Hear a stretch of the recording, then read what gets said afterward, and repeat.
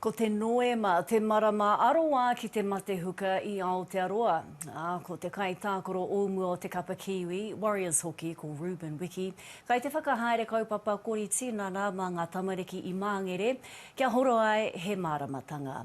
He wāhanga tēnei o te kaupapa Sneaker Friday, e āki ana I ngā tamariki ki te mauhu korihi, ai whakatairanga I ngā mahi korikori tinana, kia ora ai. Ko te kori tinana me tētahi toki o te awhitupōro riki. 7, 8, 9, 10. E whakamenemene ana I wēnei tamariki. It's a very important message that we have to get across to our people, and I think my wife and I have created a gym in Otara, Wiki Works Fitness, so we're trying to give back to our people through being active. And as long as they can get there through schools and workplaces, their movement is important and push and play, we're going to be okay, change the stats.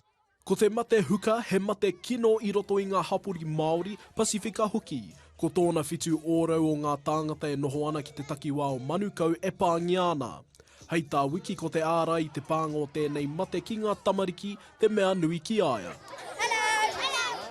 We just make sure the awareness is right about movement and just getting out there and just moving for 5 to 10 minutes a day.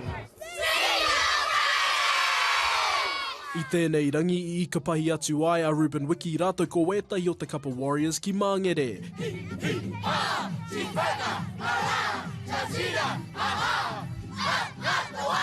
Ki te whakahaere kaupapa kori tinana, a hei tā very ko Wiki te whetu mārama o te rā. We just love people like Ruben to continue to support the cause and to provide opportunities for us to come into a school like this and to have a sort of a fun day and bring the foundation with us. I think just giving them options and going around the tucker side of things and just making it fun. You've got to make it fun, okay? Exercise doesn't have to be a hard task. E toru taua Sneaker Friday e whakamahi ana I ngā hapori. Kia tia hoai ngā āhuatanga o te mate huka ki ngā tamariki I runga I te wairua pai.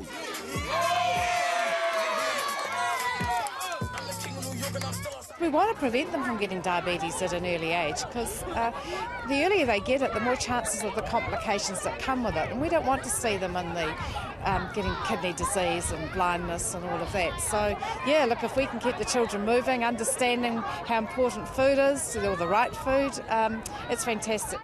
Ko tēnei te marama aroa I te mate huka, a ko te tino whāinga mo Sneaker Friday kia pāreka reka ai te kori tinana. Michael Cugley, Te Ao Marama.